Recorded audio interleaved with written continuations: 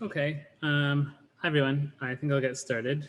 So I'll just remind you that we're in the process of um,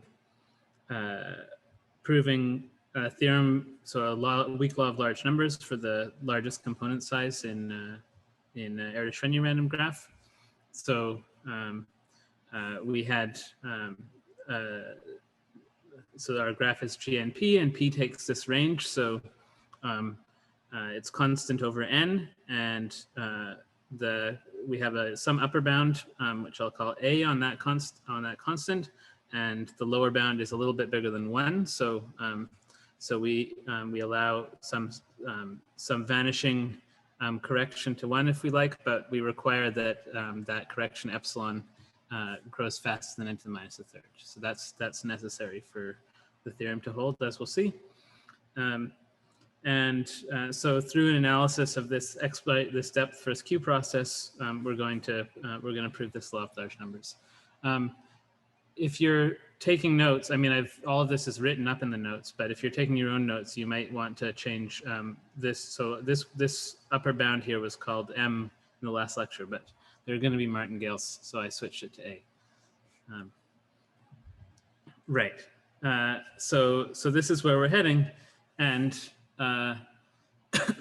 so we're going to prove that by showing that this process of active vertices closely tracks this curve, which I heuristically explained at the end of last lecture. So the curve n minus t minus n e to the minus pt.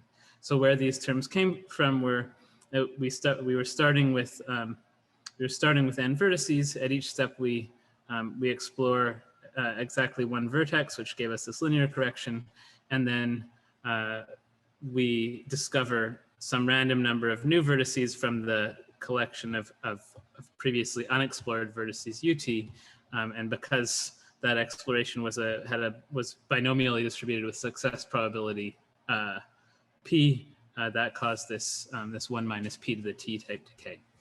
Okay, so this was what our heuristic gave us, and we will, so this this function xt will come in, but then because it's a little bit nicer to analyze, we also defined ft, where we approximate 1 minus p to the t by e to the minus pt. Okay, and I left as an exercise to show that the difference between these two is uniformly big O1 over the range of parameters that we're interested in. Okay, so that was the setting. You know, we want to show that so what's plotted here is the difference between n minus t and this n e to the minus pt. Okay, so if we can show that the number of active vertices closely tracks that curve until this time n theta of lambda, okay, well then that would suggest that basically between time 0 and time n theta of lambda, we're just exploring one large component, well, one component of the Addario-Berry random graph, so that component would then have size about n theta lambda. Okay, so if that were the case, that would sort of prove a lower bound on the largest component size, because we would have found one component of roughly this size.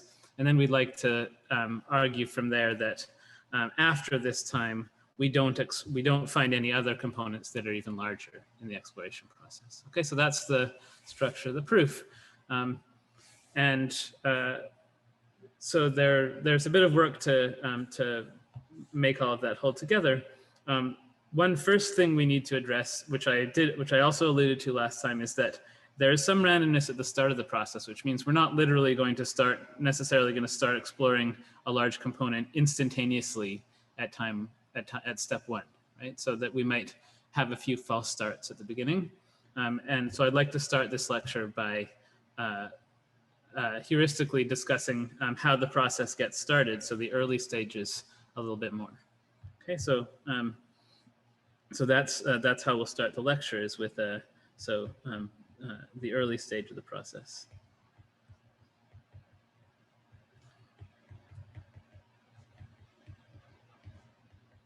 And so this will be somewhat heuristic, but we'll lean on sort of rigorous bounds that we've previously proved, so I hope it'll feel fairly plausible. Okay, so So the key sort of input to the heuristic is the idea that the components, so typical components, we can approximate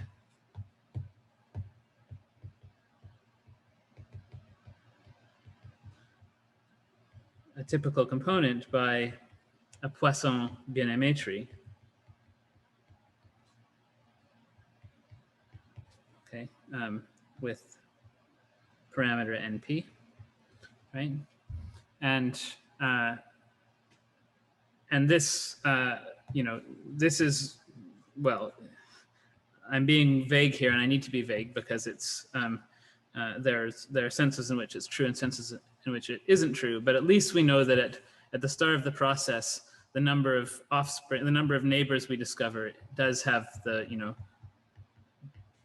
binomial roughly NP distribution, which is roughly Poisson NP, which is roughly Poisson 1 minus epsilon, 1 plus epsilon. So at least at the start of the process, you know, something like this is plausible. And so then you might sort of be willing to accept that the probability that we stumble upon a large component at the start is something like the probability that, so that such a Poisson bien-aimé tree is large, and let's use infinite as a proxy for large.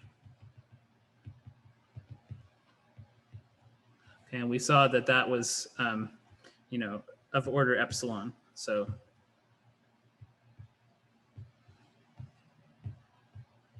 up to constant factors here.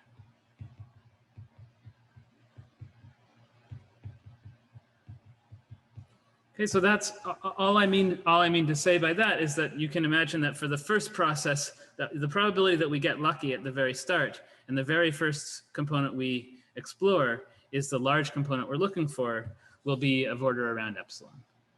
Okay, and so if you sort of will play along with that heuristic for a moment, then that suggests that you expect to explore on the order of 1 on epsilon components before finding the large component, or a large component.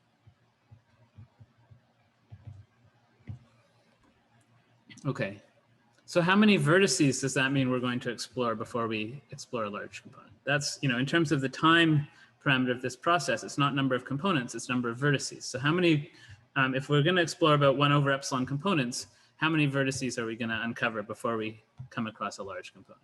Well, we have estimates for the, we've seen estimates for the sizes of Poisson bien-aimé trees. So we know that the probability that a tree like this has size s is on the order of 1 on s to the 3/2 when s is at most 1 on epsilon squared. Right? So if epsilon was 0, then this 1 on s to the 3/2 behavior held for all epsilon, and when epsilon was non-zero, then there's some correction that kicks in when s is around 1 on epsilon squared. Okay, and so that suggests that in the first 1 on epsilon components, the number that we expect to explore before finding a large one, then the total number of vertices we find should be roughly, well, let's just use linearity of expectation. So we have 1 on epsilon components, and then if we sum s at most 1 on epsilon squared, s times the probability that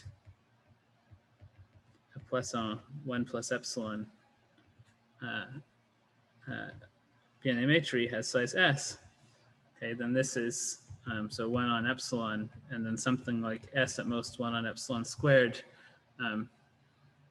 1 on s to the half, right? So because we have s and then something of order 1 on s to the 3/2. Okay, and this sum will give us another 1 over epsilon, right? It's integrating s to the minus a half up to 1 on epsilon squared. So this whole thing is about 1 on epsilon squared. Okay, so that suggests that if you at least if you're willing to hold your nose and do these quite brutal approximations, then this suggests that we find the large component after about 1 on epsilon squared steps. So there's a question in the chat: does this probability decay rapidly for larger values of S?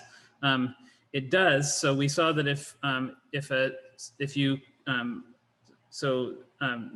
in order to have a fixed finite size S, this in particular has to be a finite tree, and that makes it look like a subcritical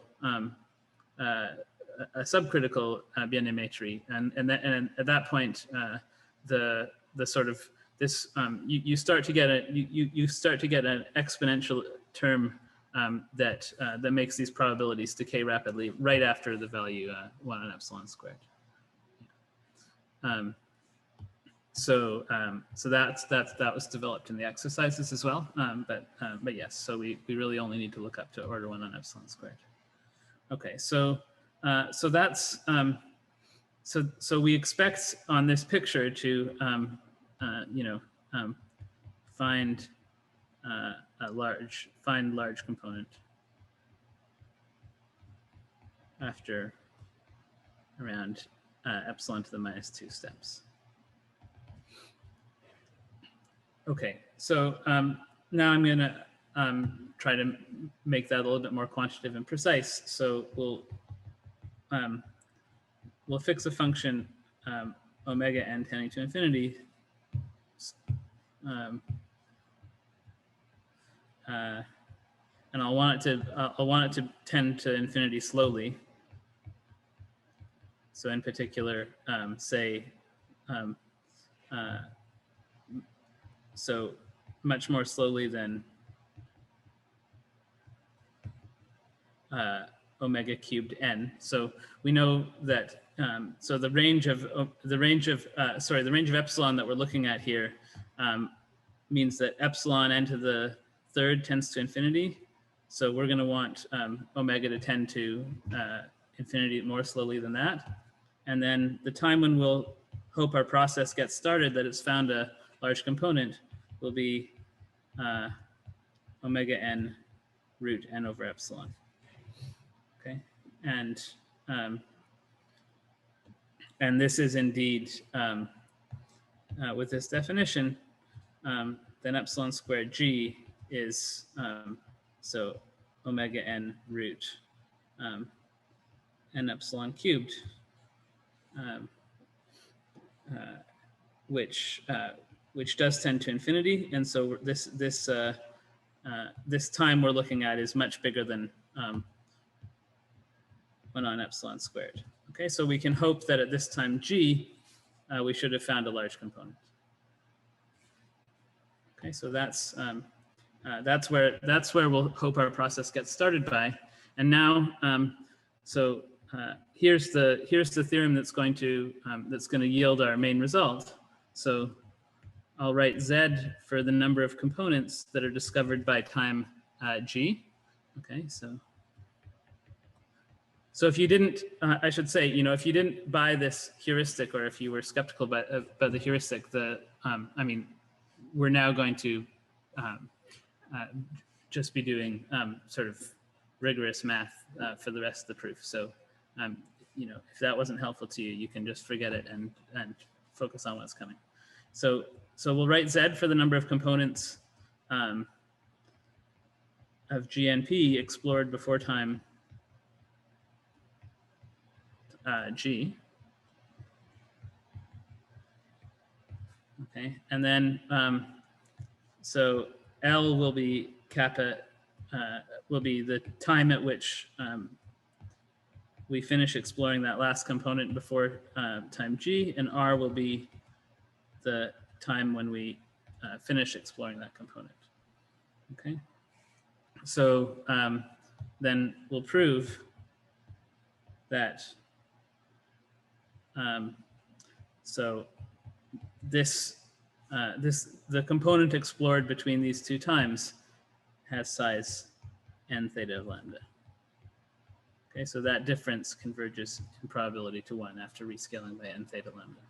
Okay, so let me give you a picture of that as well.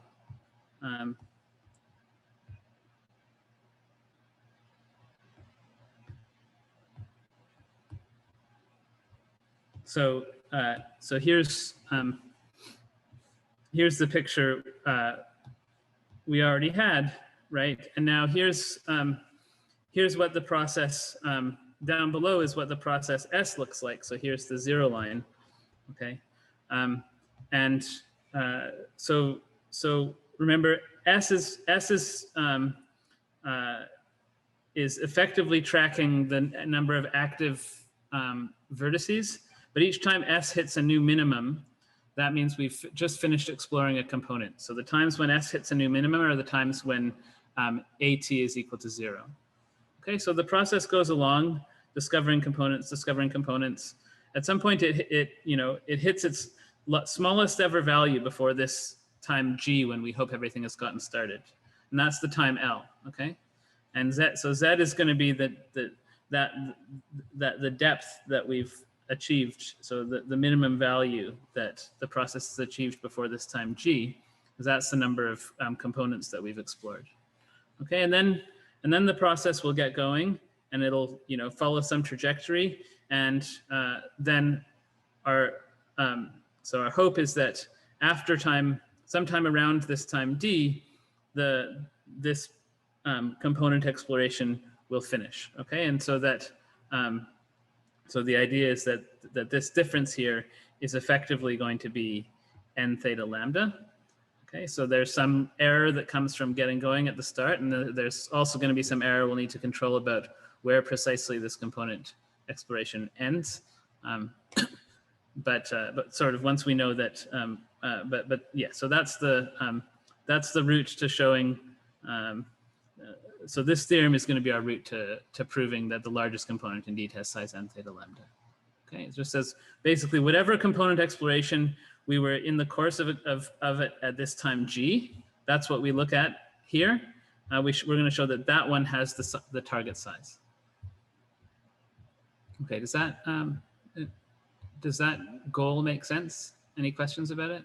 So what I'd like to do is prove the theorem, assuming prove the law of large numbers for the largest component, assuming this fact that we can find one component of the target size just by looking at the component alive at this time G, and then we'll turn to actually proving that this particular component has that size.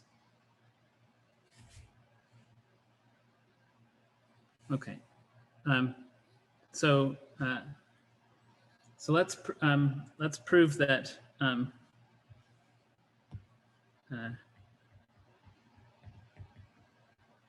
Let's prove that the size of C max divided by n theta lambda converges to 1, assuming that R minus L on n theta lambda converges to 1. Okay, well, so the lower bound is easy, right? The size of the largest component is at least R minus L, because that was that was precisely the time window on which we explored a component. Okay, and so so this fact gives us the lower bound. Okay, and now so the upper bound isn't very hard, but we sort of need to think about two things. We need to think about how big the components were that we explored before this time, and then we need to think about how big the components are that we explore after step R. Okay, so so we'll take those in turn. So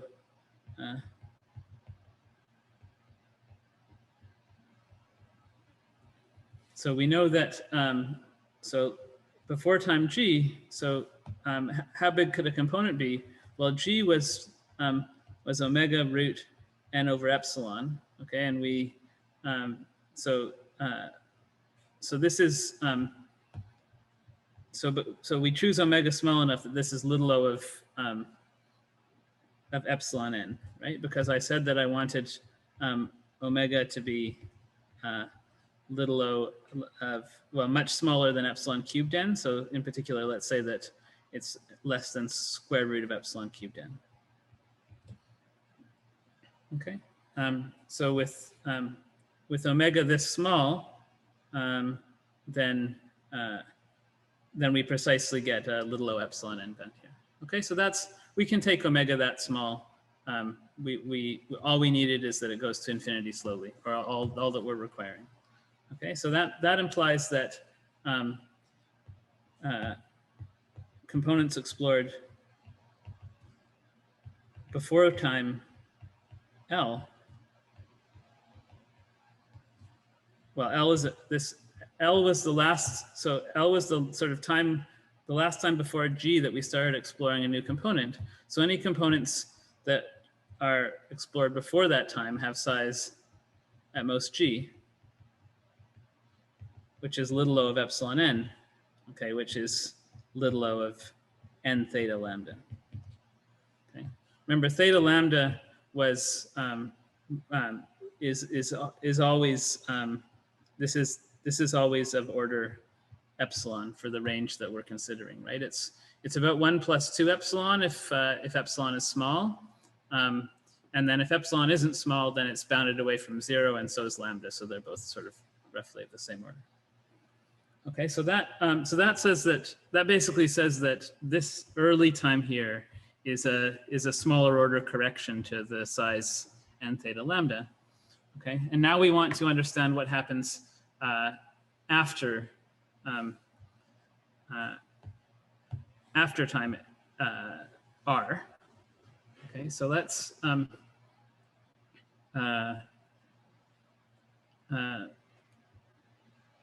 let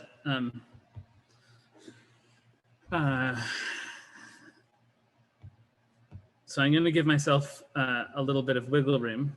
So let's fix some small delta, okay, and back up here to 1 minus delta n theta lambda. Okay, and I'll call that value. No, I won't give that value a name. So let's say that let's look at so with probability tending to 1, so r is bigger than 1 minus delta n theta lambda, because, you know, with high probability, the difference r minus L we know is bigger than like 1 minus, say, delta over 2 n theta lambda, right? Because we're assuming at the moment that that this ratio converges to 1. Okay, so it'll be bigger than, you know, 1 minus some small constant times times n theta lambda. But we also know that L is little o n theta lambda. Okay, and so r minus L is bigger than this plus a vanishing correction. Okay, and so so that means that R is large. With R is at least this large with high probability. Okay, so this is I should say, so here you know, delta is fixed but arbitrarily small.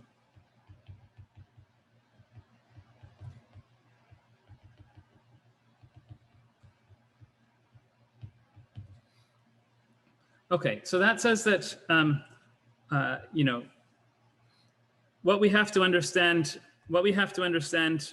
to prove to finish proving an upper bound is the largest component size after this time r.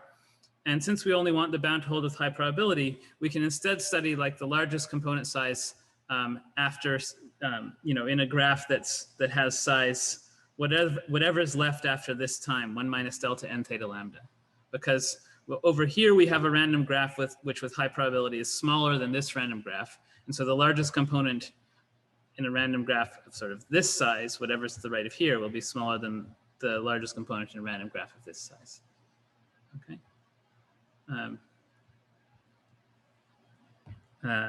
Right.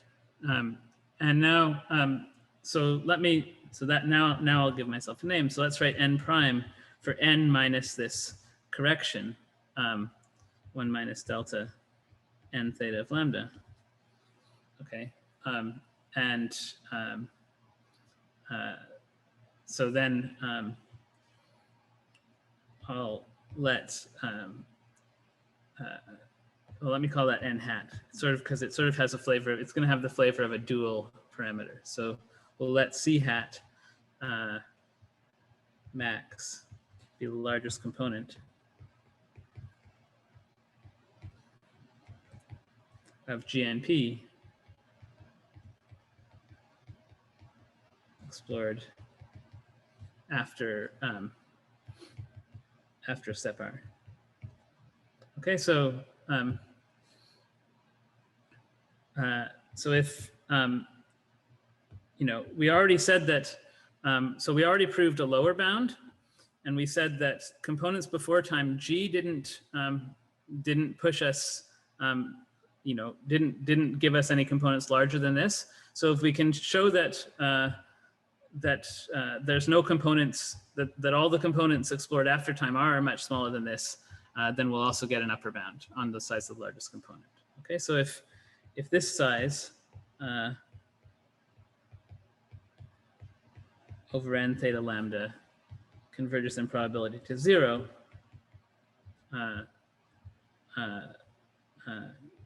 then it follows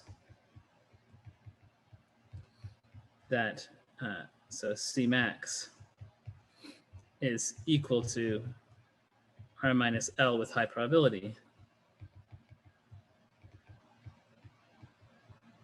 And so C max over n theta lambda will converge in probability to 1. Okay, is that clear? So we just want to show that that the component alive at this finishes the proof that the component alive at time G, the component explored between times L and R, really is the largest component. And then we can just invoke our law of large numbers for that size R minus L. Okay, so now we use that, R is, our argument up here says that R is bigger than n minus n prime with high probability. Okay, so the remaining graph after time R has size at most n prime with high probability. Okay, and so it suffices to show that the largest component of G n prime P over n theta lambda converges to 0 in probability. Okay, and so let's prove that. I'll just use. So what do we need to do to understand the largest component here? Well, this is this graph, right, is a Erish-Renyi random graph, but now with a different size, right? So we'd like to understand whether this graph looks subcritical or supercritical.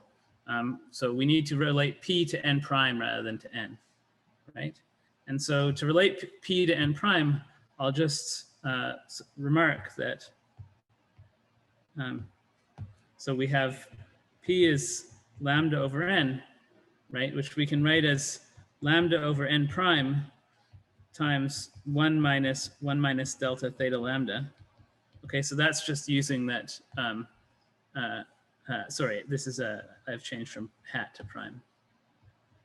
These are all hats.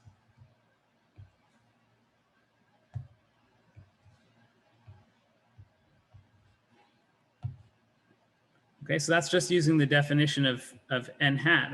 I've factored that out. Okay, and so I can write that as, so lambda over, so lambda times 1 minus theta lambda over n hat. And then plus, I guess, delta lambda delta theta lambda over n hat. Okay, and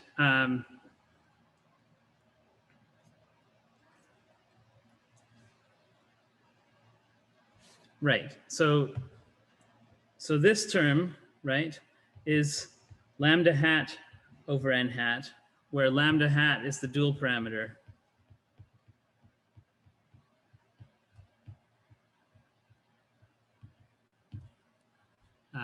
For a Poisson lambda branching process.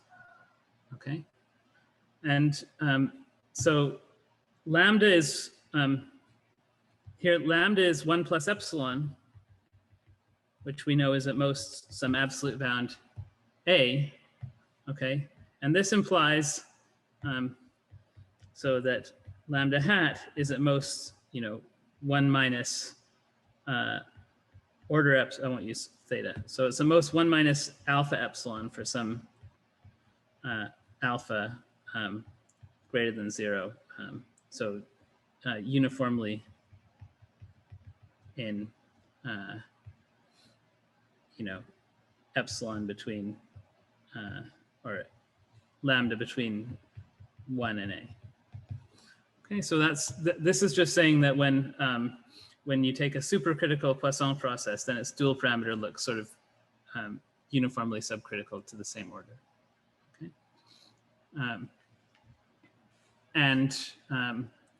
so that means that this.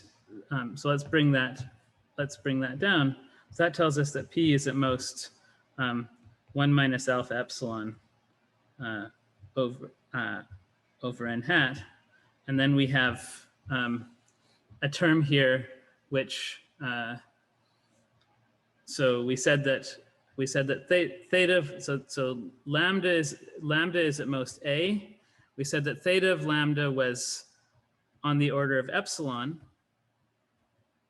uniformly in the range of lambda we're considering, and we can choose delta as small as we like. Okay, so here we have, so the numerator here looks like something of order epsilon, and then we can make times a constant that we're free to choose. Okay, so plus delta times something of order epsilon over n hat. Okay, and so we can make that at most 1 minus, say, alpha over 2 epsilon over n hat, just by choosing delta sufficiently small. Okay, so that argument is to sort of just to re-express P in terms of n hat and see that P now looks like a subcritical branch, a subcritical parameter relative to the size of the remaining graph.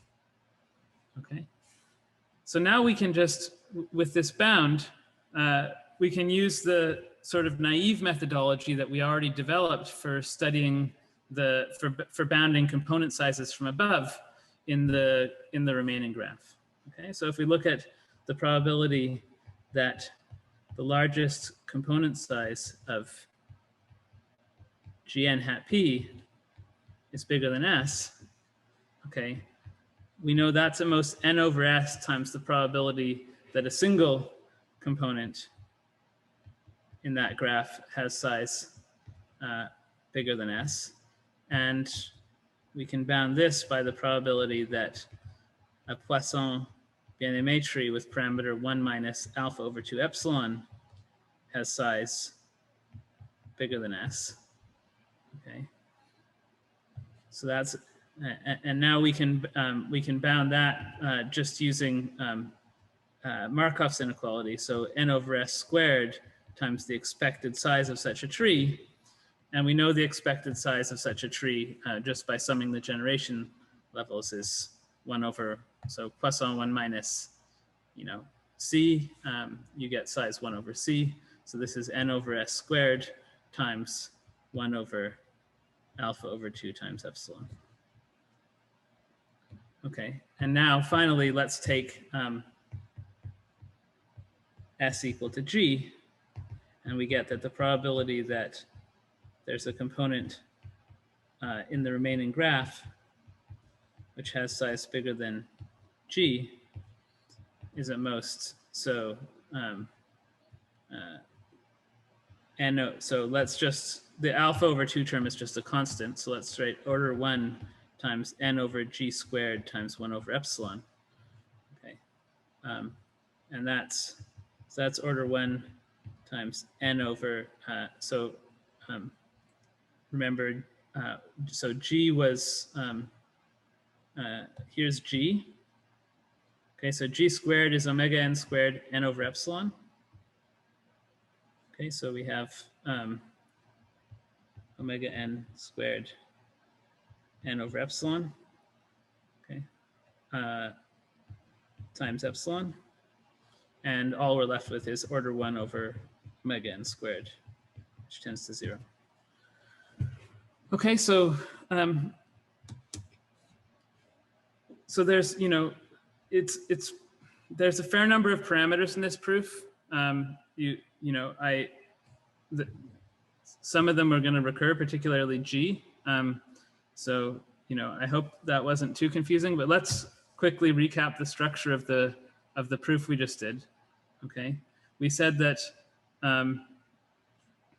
so effectively we just said that because G is much smaller than n theta lambda, the size of this component is a good lower bound on the size of the largest component.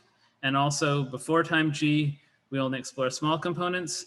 And then after time D, the graph looks subcritical. And in fact, it looks subcritical enough that our naive bound from the first lectures on random graphs for the sizes of subcritical components that just uses, effectively just uses the relation between typical and extreme components and Markov's inequality, is already enough to say that everything that comes after that point is small. Okay, so that's that sort of takes care of everything about the proof of the law of large numbers, except really understanding what happens in this time interval between when we discover a large component and when we finish discovering it. Okay, so that's where we really need to show that this process S is going to reasonably closely track the function f, this gap function here, so that it doesn't make a bunch of small components. We want it to make one big component. Okay, so there's a fair comment in the chat. I'm a bit lost with just how many parameters there are and how they're all defined. Okay, so let's just remind ourselves of that. So we have the graph we're looking at is G n lambda over n. Okay, and lambda we wrote as 1 plus epsilon. Okay, and now so theta of lambda is the probability that a Poisson lambda branching process is infinite. Okay, and it's basically epsilon. Okay, so in this up to constant factors, theta of lambda is the same as epsilon for the range of epsilon that we're considering. Okay, so lambda is in 1A here. Okay, and now we also, so we needed that epsilon n to the third tends to infinity. Okay, and then we took some other function omega which tends to infinity, which I want it to tend to infinity much more slowly than this. So if you want, you could think of omega as being like epsilon n to the third to the sixth, or log, so I want it to be much smaller than this. And in particular, you could, if it helps to think about it this way, you could take omega to be log of epsilon n to the third. That would work for everything I'm going to tell you. Okay. And now So there's this time that it took the process to get going, which we saw sort of featured quite naturally in the end in the bound. So this time G, okay, so G was omega n root n over epsilon, okay. And what we saw from this argument is that the naive upper bound on the size of the largest component explored after time d here was precisely of order root n over epsilon. Okay, so when you just when you use the simplest upper bound on what happens after we hope to explore this big guy, then it gives you a bound of order into the epsilon, and we just take something that grows faster than that. That's why we multiply by omega to get a bound that holds with high probability.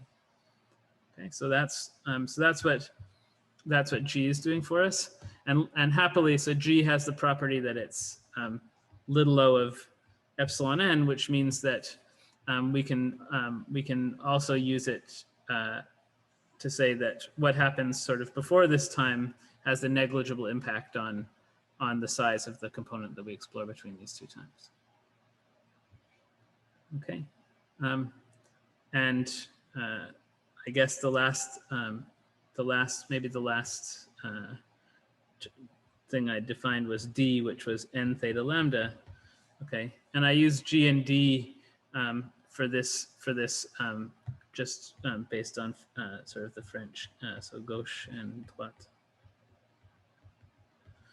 Okay, so they're going to be the left and right endpoints of the interval. Okay, so that's that. I think that's all the notation I've defined so far, and yeah, I know it's a lot, but there won't be very much more. I mean, there won't be very very many more terms anyway. Okay, but we do need to analyze the walk S, and that will take a bit of thought. Any other questions before we? So our goal now is to show that R minus L over D or over n theta lambda converges in probability to 1. Okay, and because you know, since L is little o of n theta lambda, this is equivalent to showing that R over n theta lambda converges in probability to 1. So L and R, if you've if you've forgotten, these are just the times at which the times at which the component alive at time G, the exploration of that component start and end. Okay. Okay. So that's where we're headed. So our approach to this is going to be to show that the walk S is almost a martingale.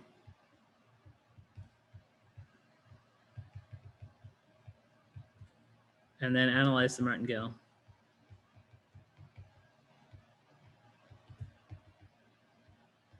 And then bound the error between the martingale and S. Okay. So let's, what's the key to finding a martingale? It's understanding how the conditional expectation of the process changes in a given step, right? So, so let's recall we'd written FT for the sigma algebra generated by the first time t of the process.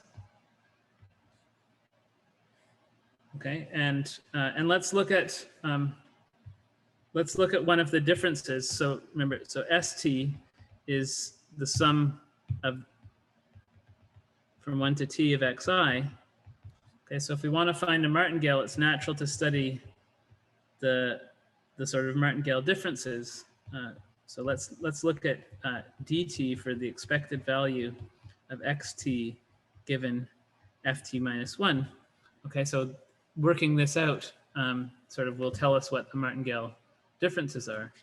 Okay, and we can work out quite a nice identity for d in terms of s and kappa. So this is p n minus t minus st minus kappa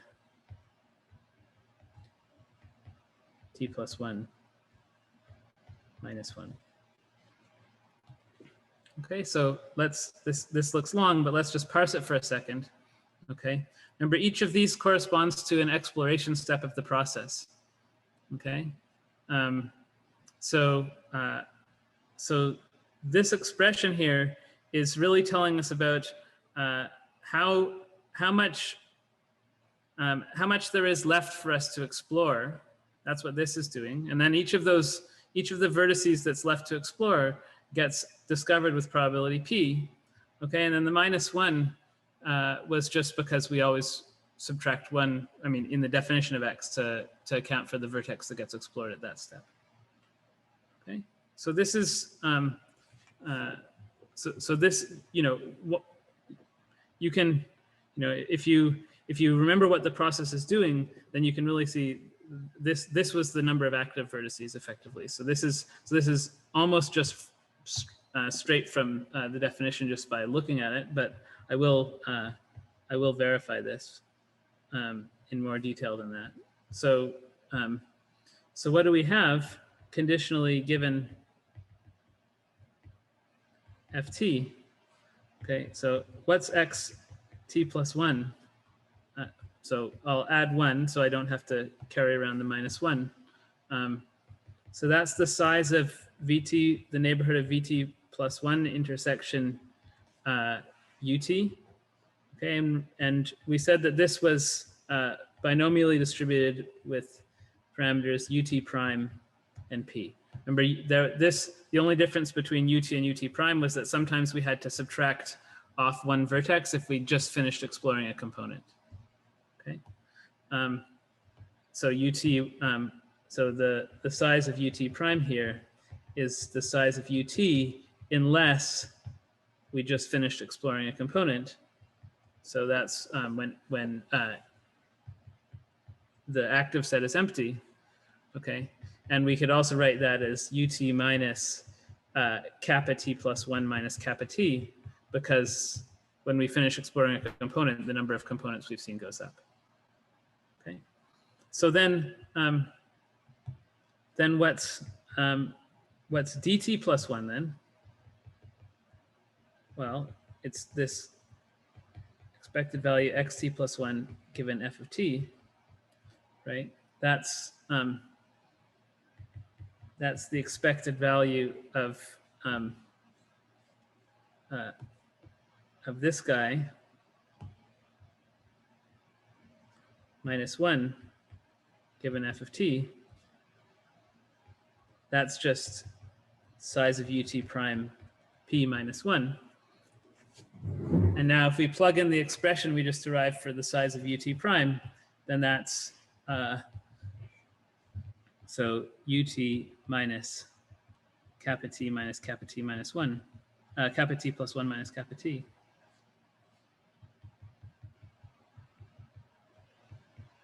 P minus 1. Okay, but now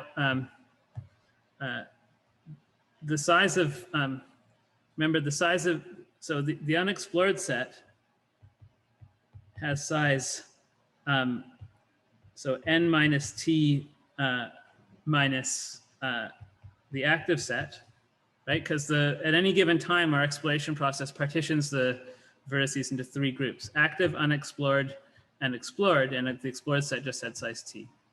Okay, but we also saw that the size of the active set was just s plus kappa. Okay, so this is s minus st minus kappa t. Okay, and so if you just plug that in to here, then you get n minus t minus st minus kappa t plus 1 p minus 1. Okay, so that's how this process, I mean, maybe this doesn't look all that friendly of a description for how the increments evolve conditionally, but it's going to let us pretty straightforwardly find a martingale. Okay, so by looking at the difference between x and its expected value now. So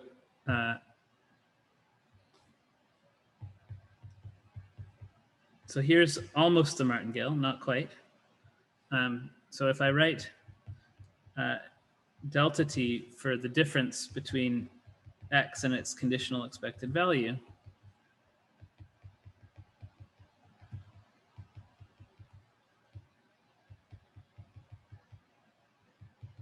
okay, which is again a natural thing to do if I'm looking for a martingale. Okay, then I can write st minus the curve xt that we were thinking it ought to track as the sum I at most t 1 minus p to the t minus I times delta t minus p kappa I. Okay. And so now the thing that basically is the martingale. So if I set so s tilde to be xt plus the sum of 1 minus p to t minus I, just delta I, ignoring this this term that comes from the connected components, then the difference between st and st tilde is at most pt kappa t. Okay, and so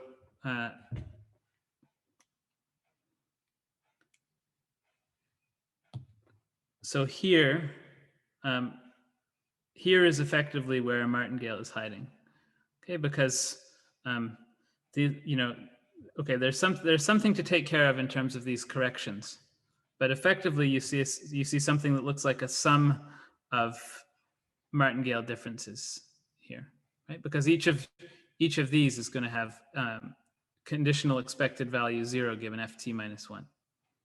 Okay, so these fi look like martingale differences, and so this s looks very close to a martingale, and then by analyzing that martingale, we can and bounding its fluctuations, we can control the fluctuations of s around x, right? In some sense, the whole goal is understanding the fluctuations of this difference here, because we're trying to show that s closely tracks x, right? Or f, but f and x are basically the same. Okay, so this difference is really very much like it's at the heart of what we're trying to prove. Okay, is any questions about the corollary statement or more generally?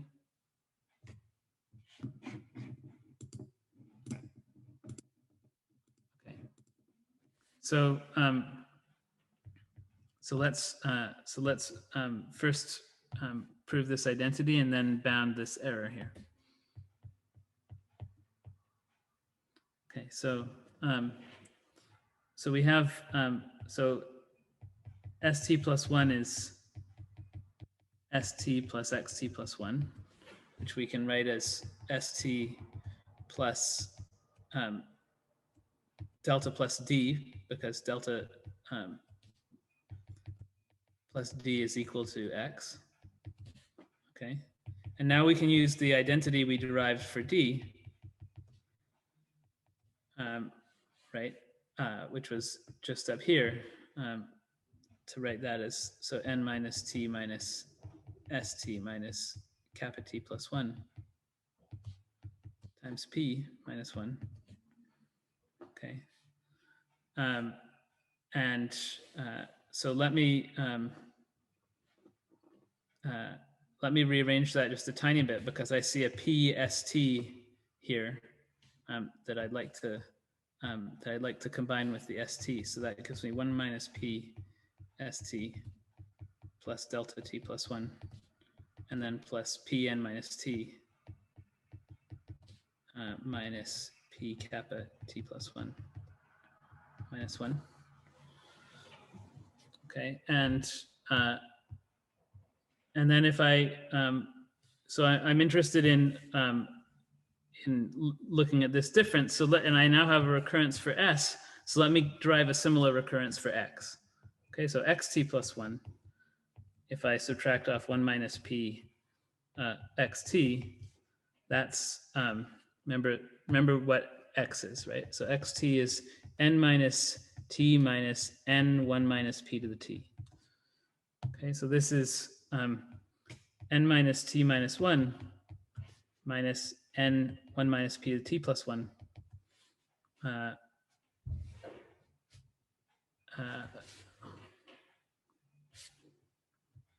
minus 1 minus P n minus t minus n 1 minus P to the t. Okay, and if I just collect terms, then I get P n minus t minus 1. Right, so there's the 1 minus P combines with this to cancel this term, and then I have n minus t minus 1 minus P n minus t with a 1 left over. Okay, and so that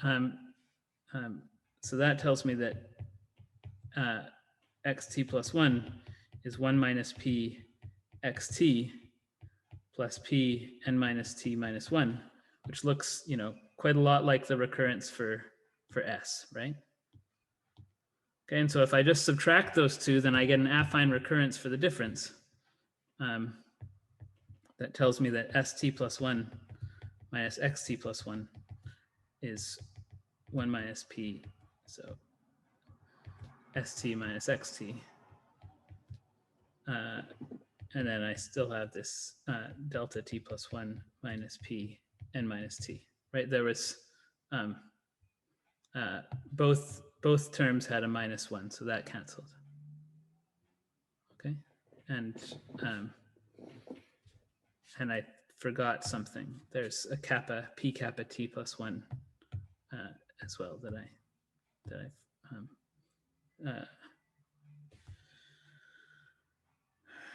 sorry, the Pn minus T cancels, but I'm left with a P kappa T plus 1.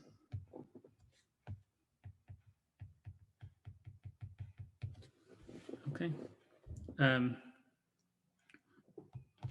Right. So this is just an affine recurrence for this difference, right? So the difference between, so this is constant, this evaluated at t plus 1 is constant times this evaluated at t plus a linear term. Okay, so that's just a standard recurrence relation. So this recurrence gives the identity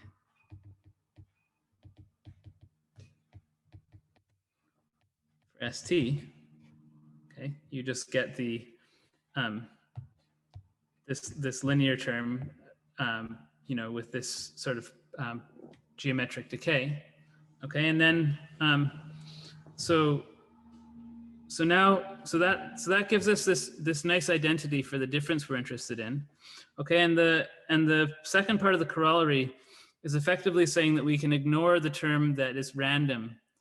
Well, rather, we can ignore the term related to the number of connected components and get some reasonable upper bound on how much that affects the difference we're interested in studying. Okay, so that's so that's not hard at all. So for the bound, so what's the difference between ST and ST tilde? Okay, that's the So it's the difference between these two terms. Okay, and so the part in delta cancels, and all we're left with is this part in p kappa of I. So that's the sum of 1 minus p to the t minus I p kappa I at most t. Okay, and we can bound that by, well, each term in the sum individually. These are at most 1. They're all at most 1, and kappa is increasing. So each of the kappa I is at most kappa t. Okay, so that whole thing is just at most the sum of terms that are at most kappa p kappa t. So we get pt kappa t. Okay, let's pause there for a second. I'll just have a sip of water and then try to come a bit out of the rabbit hole, because I know this is a long computation, and look at where we're going.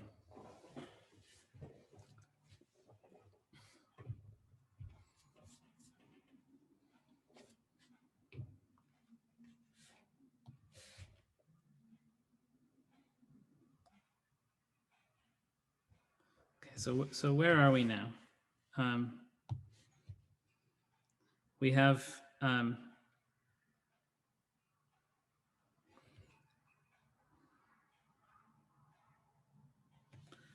so let me just pull this process up to one of our pictures and place it there and think about it for a sec.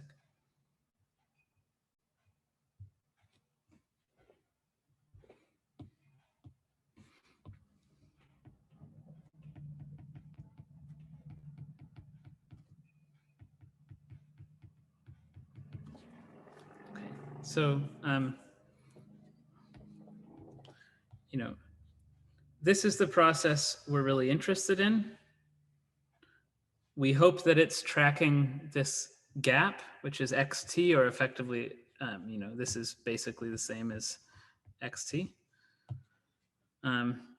We just showed that, so the thing that we hope tracks this gap is up to some error that we can hope is small.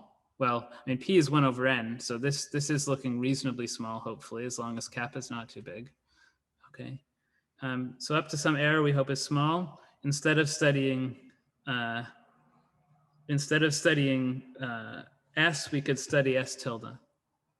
Okay, and now the last sort of modification we need in order to do that is to let's try to just rearrange this a little bit.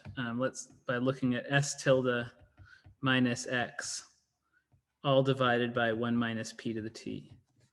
Okay, so that's sum I at most t 1 minus p to the minus I times delta I. Okay, and this is just an affine rearrangement. I haven't really changed the function at all, but now I have something quite clean, and this is actually going to end up being a martingale. Okay, so by studying this martingale here, I can then control the behavior of s tilde, and then control the behavior of s. Okay, so that's where we're headed now. Okay, and I think so. The last thing I'd like to do today probably is show you that that this thing here really is a martingale, and prove a bound on its fluctuations. Okay, and then in the next lecture we'll use that to wrap up the proof of this, which will give us our law of large numbers for this regime, and then I'll talk about what happens in the critical regime, and that will actually connect in the critical regime. That will connect back to what we saw in the first part of the course about random graphs with a fixed surplus. So graphs with a bounded number of edges more than trees. Okay, so this is the object that we're now going to be interested in, because it connects to s tilde and then to s, and that's going to prove our theorem for us. Okay. So let me give myself a new page.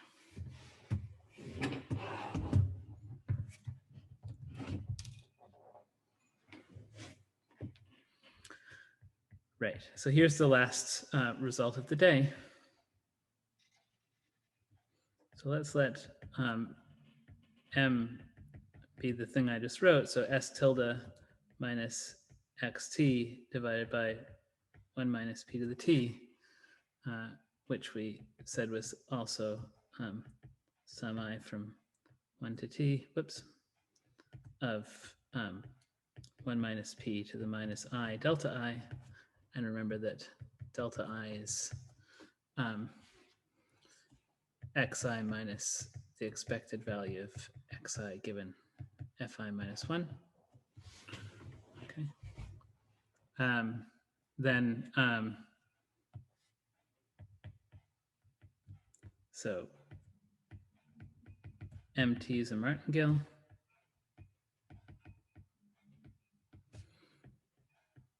And the maximum of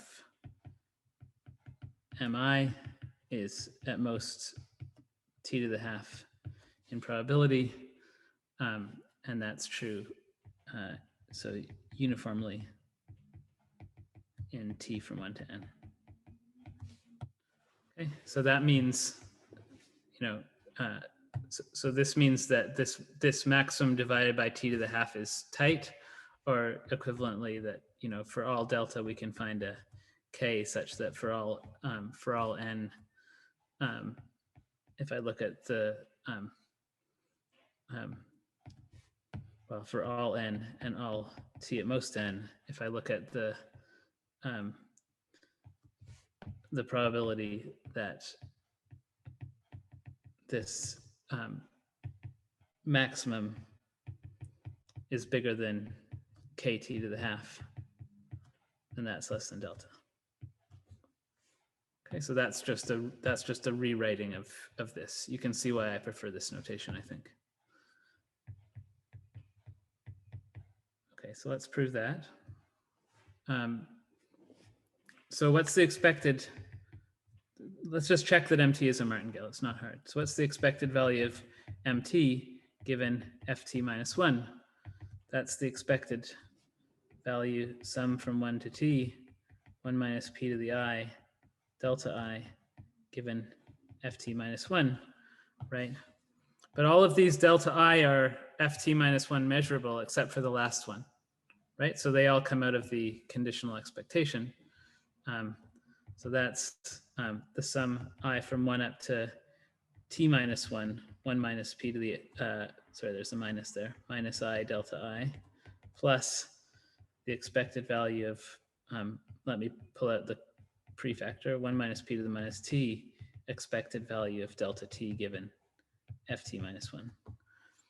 Okay, but ft is precisely a martingale difference, so this expected value is equal to 0.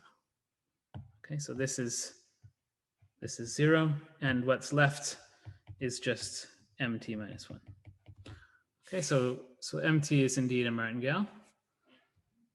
And now we just want to understand its fluctuations. So I'll do that by just a variance computation and then using Dub's maximal inequality. Okay, so that part was to say that M is a martingale.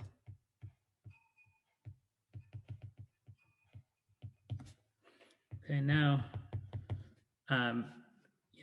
if I given ft minus 1, we know that, so xt was this neighborhood of vi intersect ut minus 1. It's distributed as binomial ut minus 1 prime p. We've already used that this lecture. Okay, and so that says that the variance of delta t of the martingale of this increment given ft minus 1, that looks like the variance of a binomial with parameter ut minus 1 prime p, right? There's a shift, right? But the shift doesn't affect the variance, right? so and also this shift, shifting this by this delta is a martingale increment, so it's shifted by its expectation, but shifting by the expectation also doesn't affect the variance.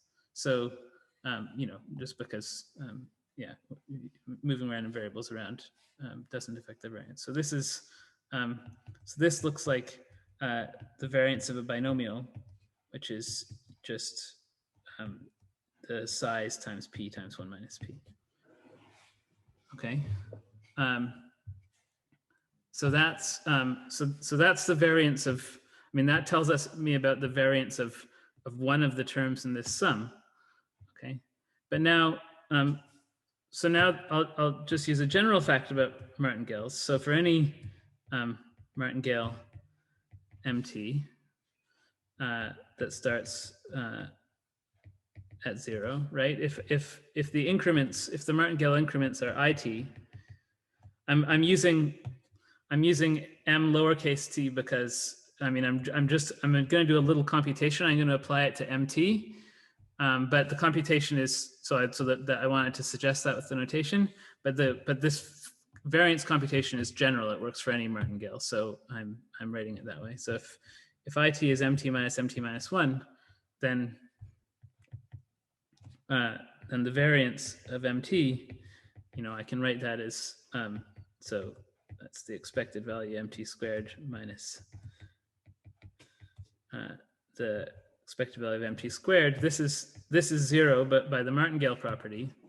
Okay, so that's the expected value sum I from 1 to t of II all squared. Okay, so which is the sum for ij from 1 to t just by linearity, expected value of ij. Okay, but now I claim that I only have to keep the diagonal terms here, right? And that's because if I look at, say, I less than j, then the expected value of ij is just by the Tower law, the expected value, conditional expected value ij given fj minus 1. Okay, and that's so ii comes out because I is less than j, so this difference is fj minus 1 measurable. And then I have the expected value of ij given fj minus 1. But this is a martingale difference, so this conditional expected value is 0. Okay, and so this whole term is 0. Okay, so that says that the off diagonal terms here contribute 0, and so I can just write this as the sum from 1 to t of the expected value of ii squared. Okay, and now if I'd just like to re-express that as a variance. Again, by the Tower law, I can write that as the sum from 1 to t expected value of conditional expectation of ii squared given fi minus 1. Okay, but now using the martingale property again, the expected value of ii given fi minus 1 is 0, and so I can add it in without, or subtract it without changing anything. So this is the expected value of ii squared given fi minus 1 minus the expected value of ii given fi minus 1 squared. Okay, and that's just, so here I have inside of, so the thing inside of the expectation here is the conditional variance of ii given fi minus 1. Okay, so I just have the sum from 1 to t of the expected value of the variance of ii given fi minus 1. Okay. So this is a nice general identity for a martingale. You can compute the variance of MT by summing the expectations of the conditional variances. Okay, so let's apply that to the specific martingale that we're interested in, which is this 1 minus p to the minus I delta I. Okay, so now so mt minus 1, this is our increment. That's 1 minus p to the minus I delta I. Okay, then this gives us that the variance of mt is the sum from 1 to t of the expected value of the variance of 1 minus p to the minus I delta I given fi minus 1.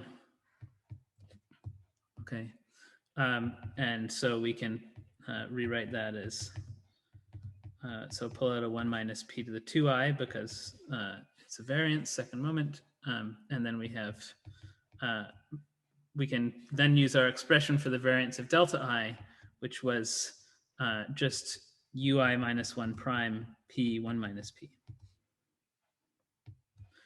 Right? Because that variance delta I given fi minus 1 we derived up here. Okay, so we have a nice clean expression for that. So let's just bound this expectation very crudely by saying that the amount of the number of unexplored vertices is at most n. Okay, for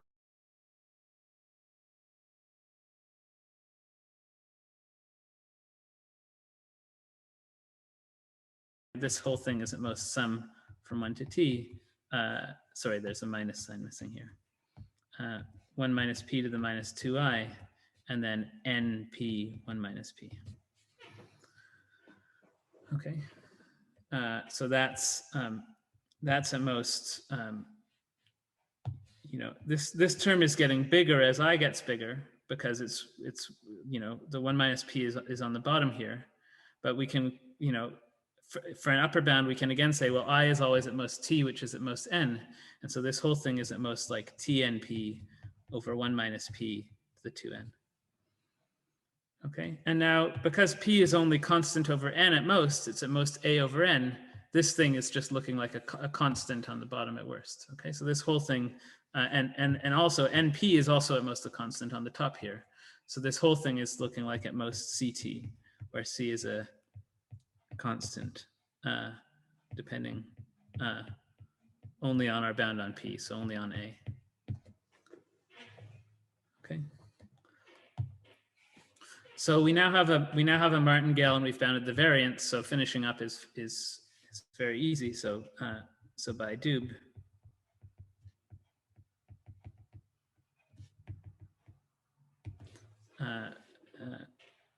so it follows that for any t at most n and delta positive, you know, if we take so k to be this constant c we had a second ago over delta to the half, then the probability that the maximum value of mi for I at most t is bigger than kt to the half is at most the variance of m of t divided by k squared t. And now you just plug in our upper bound on the variance ct and the definition of k together. This is at most delta. Okay, and so that's precisely the statement that we needed. The maximum I at most t mi is order root t in probability.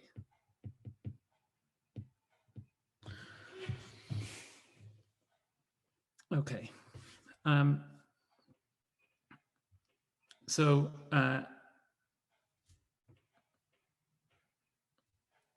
let's see where that leaves us and what we have left to do for tomorrow. Okay. So so this is sort of a recap.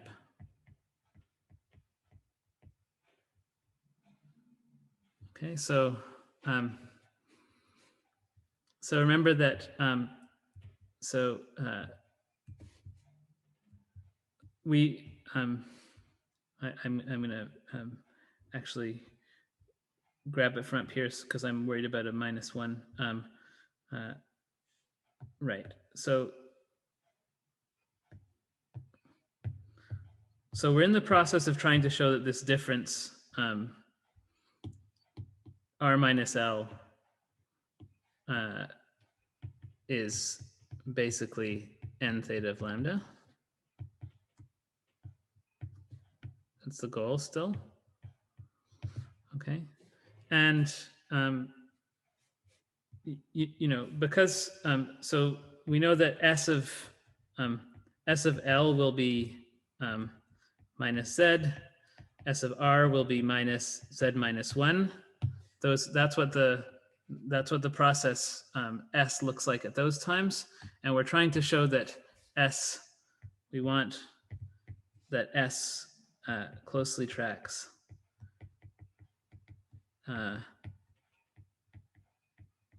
X. Okay, and we've now seen that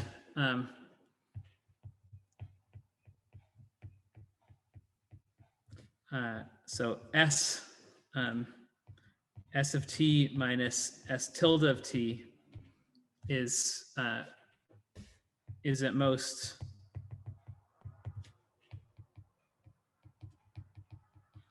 so our bound was pt kappa pi kappa of I on that difference.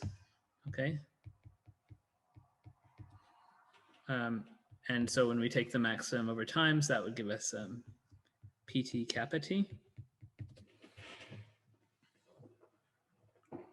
Okay, and then we've also just showed that that S tilde t minus xt divided by 1 minus p to the t.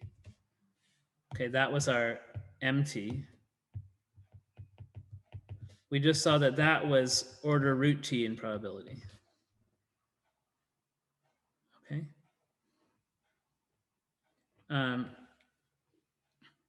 But now if we rearrange that, right, that says that S tilde t minus xt is order root t in probability, because just if we multiply through here, we're getting a bound on this difference, which is smaller than this. This 1 minus p is to the t is at most 1.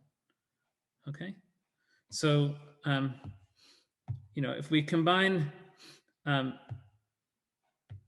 this bound and this bound, right, then we see that if we look at the error between st and xt, that's at most, well, we need to use the triangle inequality to control the difference between S and S tilde, and that's like at most pt kappa t. And then the difference between S tilde and X is at most root t in probability.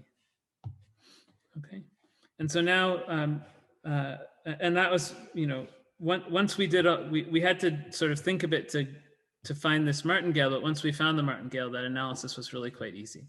So now we have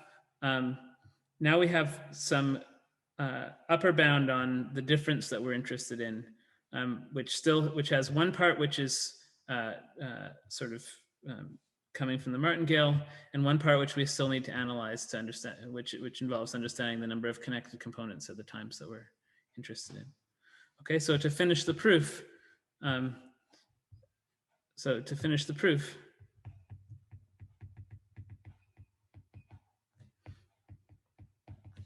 so we need to do two things. You know, when are we interested in applying this bound? We're interested in applying it at the process, you know, to understand the component that's alive at time g. Okay. Well, so then that tells us something about this error term on the right. This kappa is going to be kappa of g, basically. So we'd like to understand. So to get a good bound, we need to bound kappa of g, and then B, finish the analysis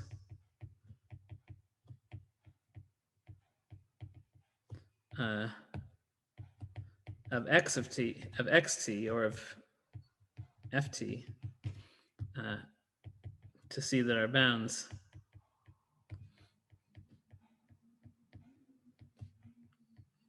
really do imply that R minus L is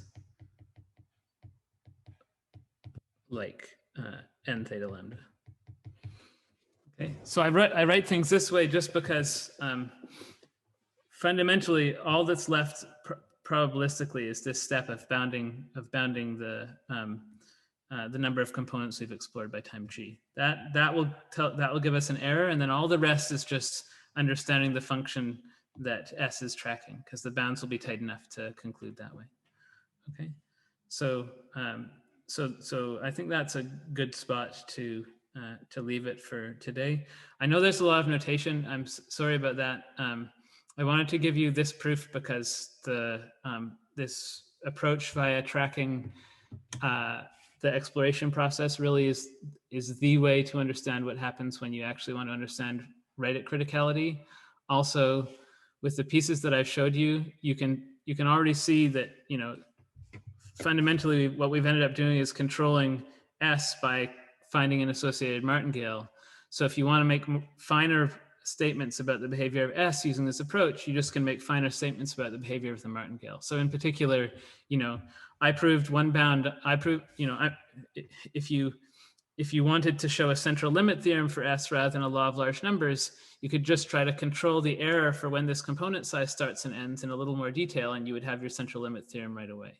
Okay, so there's a certain amount of pain involved in all the definitions, but the payoff is that we have quite a robust technique for understanding a lot of fine information about the component size and even structure in the random graph.